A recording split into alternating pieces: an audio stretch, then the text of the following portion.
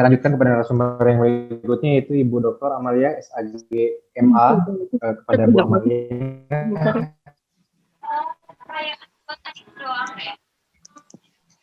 Wow, hari ini kita luar biasa ini ya.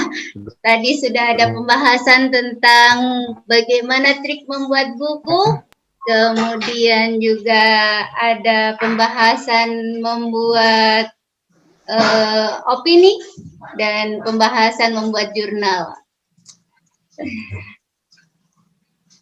Oke, mungkin bisa di-share PPT saya. Bismillahirrahmanirrahim. Asyhadu an la ilaha illallah wa asyhadu anna Muhammadar Rasulullah. Allahumma sholli ala sayyidina Muhammad. Assalamualaikum warahmatullahi wabarakatuh. Waalaikumsalam warahmatullahi wabarakatuh, Ibu. Hey guys. Oke, menulis semudah mengukir karya. Oke lagi. Ayo lagi kita semuanya. Menulis Semudah mengukir karya. Oke, alhamdulillah saya mendapatkan kesempatan untuk membahas tentang trik menulis novel dan syair. Ya. Dari tadi kita sudah begitu sangat padat sekali. Nah, baiklah saya akan mulai dari membacakan salah satu syair saya agar kita rileks dikit nih ya. Rileks dikit ya. Oke. Saya akan membacakan sebuah syair yang berjudul Hidup dalam Rangkaian Tasbih. Berawal dan berakhir di titik yang sama. Bukan tasbih jika hanya satu butir. Bukan hidup jika hanya satu rasa. Kehidupan akan terasa sempurna jika rangkaian butir-butir itu kita lewati. Seperti tasbih yang melingkar, seperti itu pula lingkaran hidup. Tiada jiwa tanpa rasa lelap, tiada raga tanpa berdiri tegap. Tiada ruh tanpa selalu ditatap. Di antara tasbih melingkar, ada suka yang terpejam, ada duka yang tertanam, ada cinta yang terendam, ada rindu yang terpendam. Hiduplah dalam lingkaran tasbih. Di dalamnya tersimpan ketenangan. Di dalamnya tersedia kenyamanan. Di himpitannya terpaut kenikmatan. Di lingkarannya tertanam keabadian. Di dalam butiran tasbih, ketika kita selalu memujinya, ketika kita takut akan kehendaknya, ketika kita tunduk dalam mentaatinya, ketika kita malu bertatap muka dengannya. Hanya dengan butiran tasbih, panutan setiap hitungan amal ibadah.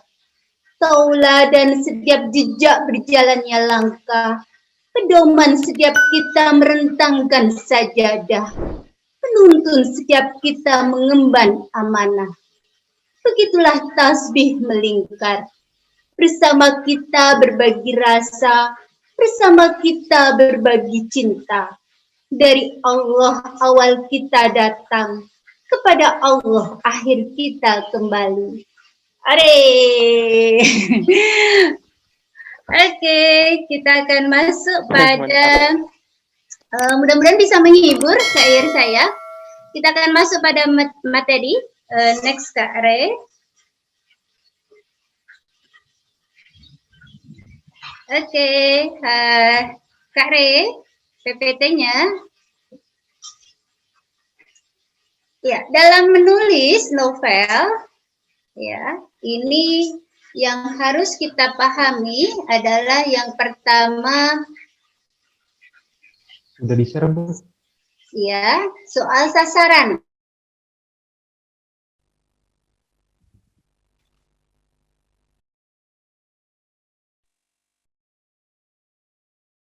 Sudah muncul ya, PowerPoint ini?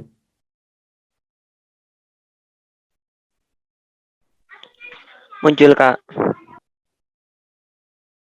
Ingetin Ray, itu yang coret-coret itu apa? Coret-coret layar tolong diingatkan untuk bisa di mute semua kecuali narasumber. Suaranya, Kak. Ya, kepada rekan-rekan tolong di mute dan jangan apa namanya mencoret-coret tampilan layar yang saya share screen di PowerPoint ya.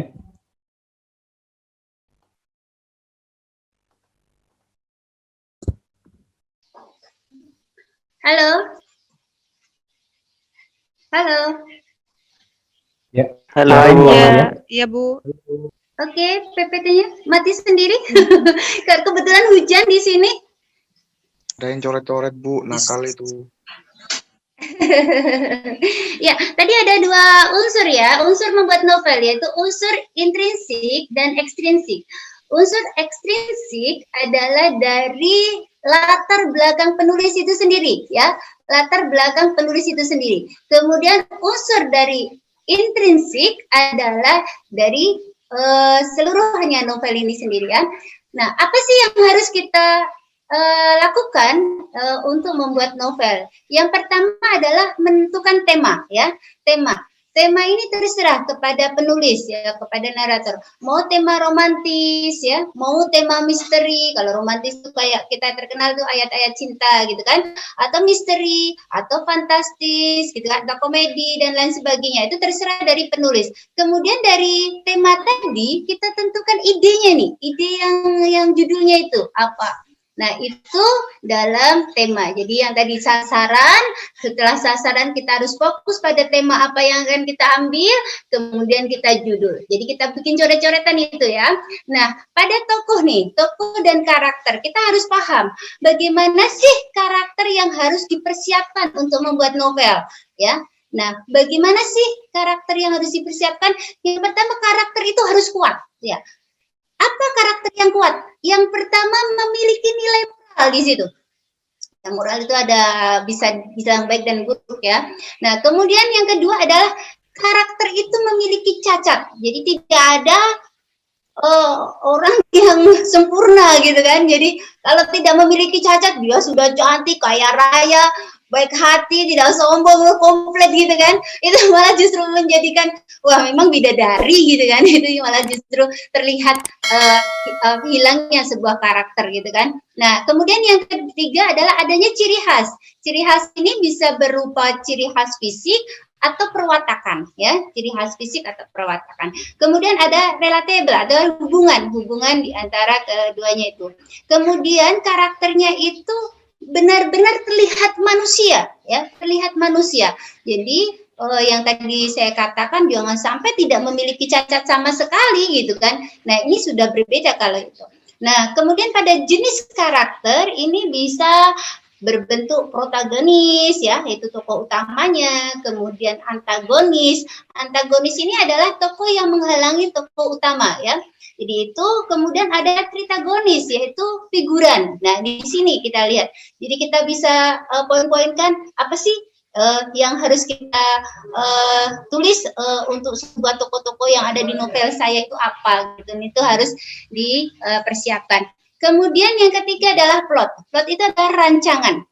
Nah, plot ini ada juga plot yang bagus dan plot yang buruk gitu ya. Jadi ada tidak semua novel itu tulisannya novelnya bagus, tapi ada yang bagus dan ada yang buruk ya. Nah, bagaimana sih melihat plot yang bagus? Yang pertama itu adalah solid. Ya, solid. Ini bergeser nih PPT-nya ya. Yang kemudian ya solid itu menemukan ending di akhirnya ya. Ada endingnya di akhir ya. Itu menentukan endingnya itu pada dari awal. Jadi awalnya itu sudah ada endingnya, sudah kita bisa membuat rancangannya. Kemudian yang kedua adalah adanya petunjuk ya. Baik itu petunjuk yang tersembunyi maupun petunjuk palsu. Ya, jadi ada petunjuk tersembunyi dan petunjuk palsu. Mungkin teman-teman bisa catat nih ya. Pokoknya plot itu ada. Yang bisa klik satu pun.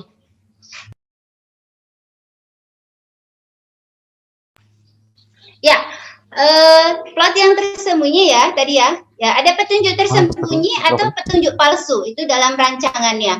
Kemudian plot yang jelek itu bagaimana sih? Rancangan yang jelek adalah yang ada lubangnya dalam plot ya. Jadi ada sesuatu keganjilan gitu loh, keganjilan yang lompat ya dari sebuah cerita. Nah, plot ini, rancangan ini bisa rancangan plot maju dan juga plot yang mundur ya. Nah, ini plot yang maju itu pertama adalah orientasi, kemudian klimaks, kemudian resolusi. Sedangkan plot yang mundur adalah dari resolusi, klimaks, kemudian orientasi. Nah, ini yang harus kita pahami. Nah, kita bikin rancangan tuh di plot itu. Apa saja sih yang harus kita tulis dalam sebuah cerita-cerita ya. Kemudian selanjutnya adalah setting. Nah, setting ini ya, setting yang ini adalah bisa berupa tempat, berupa waktu ya, kemudian berupa suasana. Ini tergantung ya. Jadi apakah waktu lalu, waktu kini, atau waktu yang akan datang. Jadi itu namanya setting ya. Di settingnya itu bagaimana yang akan kita bangun. Nah, di setting ini kita perlu pengalaman dan pengetahuan. Karena tidak mungkin di novel itu kita menceritakan tentang terumbu karang yang ketika kita itu bercerita di Jawa. Nah, ini bisa gawat ini. Wah, ini salah pengetahuan namanya ya. Kemudian di novel ini juga ada amanat ya. Nah, amanat ini penting nih, bahwa setiap novel yang kita buat ada amanat yang akan kita sampaikan, apakah tersurat ataukah tersirat ya. Nah, ini yang harus kita masukkan, tapi amanat ini jangan sampai menggurui.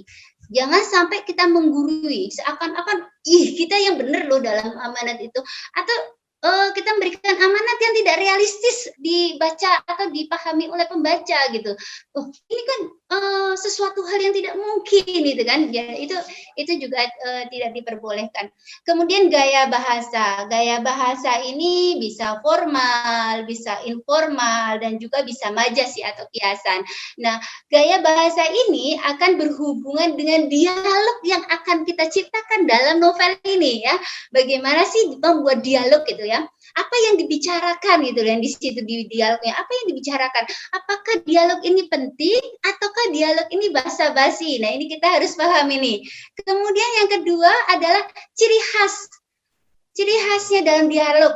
Ya, tentu umurnya, kemudian bahasa, ya, kemudian adat, itu akan dilihat. Nggak mungkin sesuatu dialog yang seharusnya untuk orang dewasa, di situ dijelaskan dialog digunakan untuk anak-anak. Nah, ini kan tidak pas gitu ya.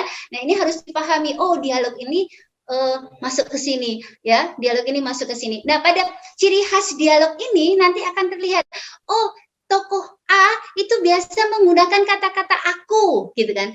Oh, tokoh B biasa menggunakan kata-kata saya. Oh, tokoh C biasa menggunakan kata-kata beta atau apa gitu ya. Jadi ada ciri khas dalam menuangkan ciri khas yang ada di dalam masing-masing tokoh, sehingga ketika pembaca itu membaca, pembaca langsung akan paham, oh ini tokoh A, oh ini tokoh B, ini tokoh C, dan lain sebagainya gitu ya.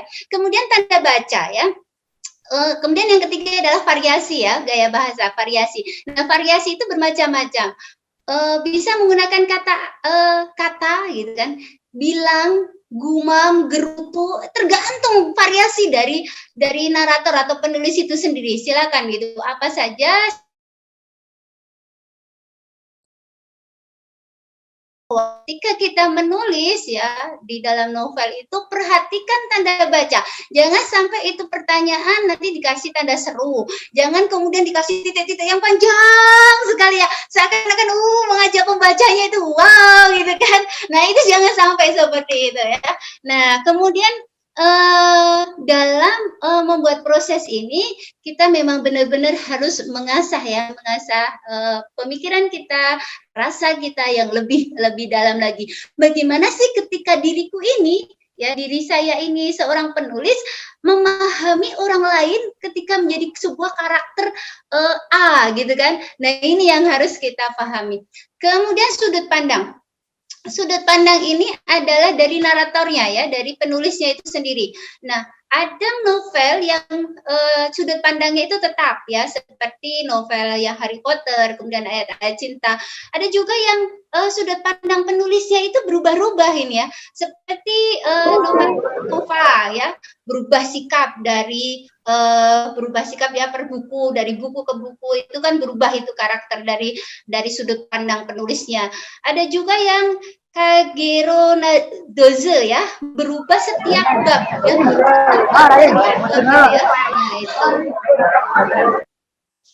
Nah, itu yang dijadikan sudut pandang. Kemudian next Kak Re untuk syair. Nah, untuk syair itu sebenarnya sama ya. Syair itu sebenarnya sama dengan novel tadi. Bagaimana kita menentukan tema, kemudian kita menentukan tujuan. Nah, menentukan persajakan ini sudah lama ya untuk puisi atau sajak lama dengan A, B, B itu sudah tidak berlaku lagi di sini. Dan kita sekarang menggunakan sajak atau syair bebas ya untuk kondisi saat sekarang adalah menggunakan persajakan bebas. Kemudian menuliskan kata kunci. Kalau yang tadi syair yang tadi mungkin kata kuncinya adalah tasbih gitu kan. Kemudian kita mengembangkan ide dari tasbih itu apa? Atau kita menggunakan kata kunci bolpen kemudian dikembangkan bolpen itu kayak apa sih dari makna tersurat maupun tersirat gitu kan, gunakan gaya bahasa. Nah, untuk semua syair ini kita butuh sebuah cinta yang besar gitu kan. Kenapa? Karena menulis syair ada satu rumus yang sangat luar biasa. Penuhi hati dengan cinta hingga tak ada tempat untuk benci. Anda pasti bisa membuat syair. Terima kasih dari saya. Billahi taufiq wal hidayah. Wassalamualaikum warahmatullahi wabarakatuh. Waalaikumsalam warahmatullahi wabarakatuh.